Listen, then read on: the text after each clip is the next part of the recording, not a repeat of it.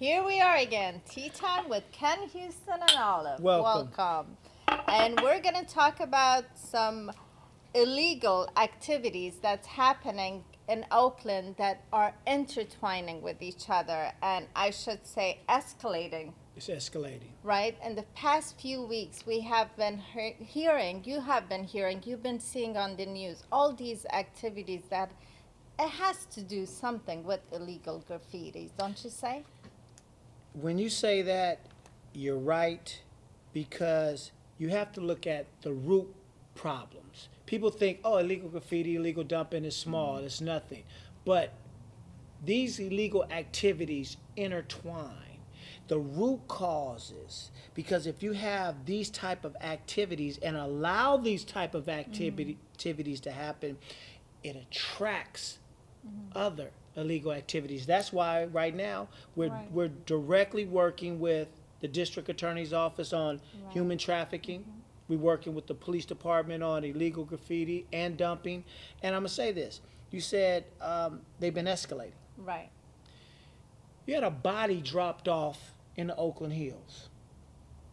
An ice cream truck man was murdered. And then the day that we were doing our presentation on illegal graffiti, what happened, Olive? On the same day, same time, and like always, I take pictures. I took a picture of you actually explaining. What were you explaining about? Before we move there, Right. let's give our condolences Right. to Antonio Ramos, an artist, a muralist, a true artist that was killed on the streets of Oakland trying to do right. Right. A 27-year-old young man and murals that he was putting a positive piece of art right under the freeway, the overpass on 580 West Oakland, and he got shot during the time. Multiple times. Right. So our condolences to the community, to his family, to everyone that his life had an impact on. Right.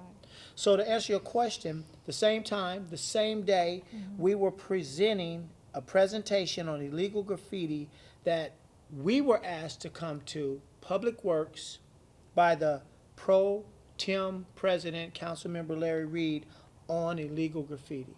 Right. We were talking about the issues. We were talking about running, graffiti tourism, how all this intertwines. And people are like, oh, we get so, you said it just now, we get We're so, just so immune to it. Our eyes, we see it so much every day. Illegal dumping here, there, the graffiti. We just get so immune to it. so we were asked by the district attorney's office on certain things I can't say about showing how these activities intertwine, because we've had some bad experiences of how they do intertwine. So I'm gonna say this: the goal that we have been pushing Right. for 2 years. Our best practices was introduced at the mayor's conference in San Francisco.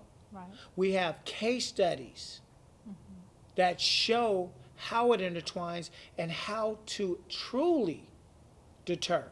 It won't be able to be stopped, but you can slow it down until you stop and eradicate it. Deterrence is the key. Now, that mural that they were doing in West Oakland was a deterrent mural. There's nothing wrong with murals. I love murals. We need to do murals, but it's no absolutes.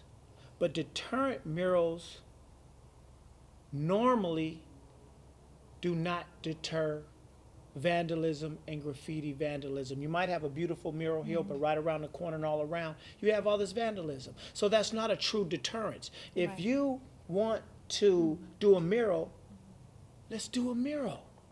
Let's don't use it as, oh, we're going to deter graffiti here to do a mural. Don't do it. Don't do it. It's a lot of things to that, Olive. It's a lot. I'll have to talk to you about it. Just like what you said just right now, in so many beautiful places, you pass on the street, you see a beautiful piece of murals, but what do you see around it? Right, Just like you said, right. tagging. Tagging. So what we're going to do is you want to move on. I do. Before we move on, I would like to share one of the clips that we have done with taking care of business, taking care of illegal graffiti. So we Yes. are gonna have you watch this clip, and we're gonna be right back. Stay tuned. All right, I'm out here. Fred is out here leveling the ground. John is helping us with the painting. What we're going to do is eradicate all the perimeter over here. We're on 7th and Campbell, right? Fred, 7th and Campbell. So when you go around and you go look at everything around here, you'll see the perimeter. They came back and hit one time yesterday on a place area that we eradicated or we buffed, and we're going to go buff it again. So look around, you'll see what I already hit. Finish it up. Keep it moving.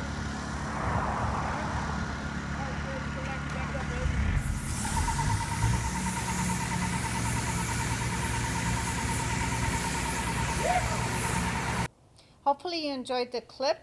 Ken, let's talk a little bit about the best practices. Let's talk about it. Mm-hmm. There's so many factors that contribute to each area. Let me make a statement here or quote someone that's in our best practices. This is about Oakland's graffiti epidemic. A spokesman for the city's public works departments told the Oakland Tribune that the graffiti problem in Oakland continues to grow. We don't know how to stop it. That right there should tell you that we're at a stage, a level 3. You go to the best practices, it'll tell you what a level Right. 3 is. Right. Each area has to have a comprehensive study. You have to know who's in that area. You have to know if it's graffiti tourism. You have to know what crews, what the purpose, how long it's been there, if they have claimed the area. There's so many elements to it, but it has to be a comprehensive study. That's the best way I can say best practices in short.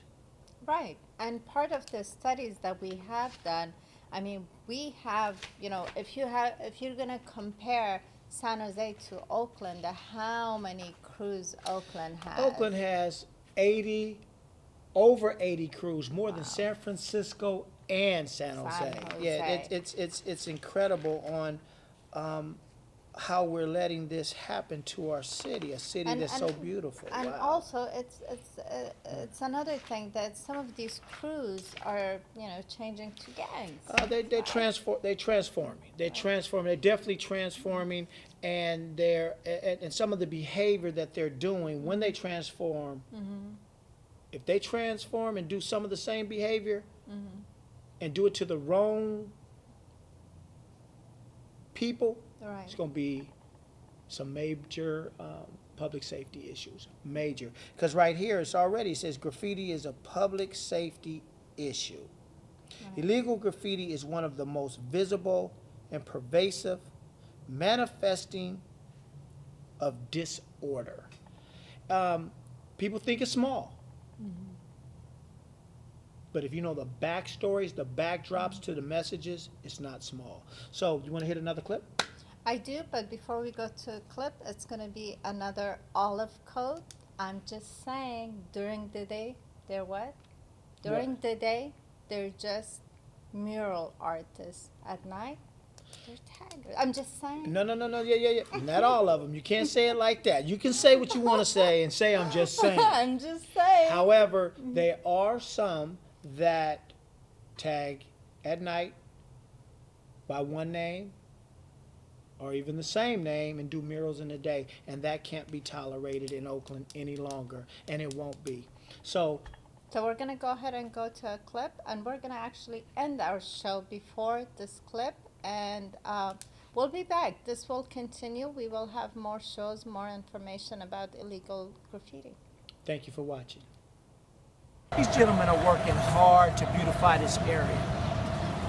I was called out to beautify it. I'm here. You got some people coming back, revandalizing it. I know we got leaders in the graffiti world. Call the shot and tell them to stop tagging projects. Tell them to stop vandalizing people's homes, people's private property. I'm not saying to tag Bart, Caltrans, and public property, but leave the people alone. If you tagged your mom, somebody tagged your mom, grandmother, friend's house, you're gonna go after them. You're gonna look for them. It's not right. So whoever's the leaders in this graffiti world, make a move and tell them don't touch private property and projects like this, because it's gonna get bad for everybody. So don't blame me, because it's gonna get bad for everybody. So let's stop tagging private property, please. I'm asking you, because the wrong people gonna get cut up, and don't blame me. All I'm saying is, the leaders of this graffiti world, let them know, call it.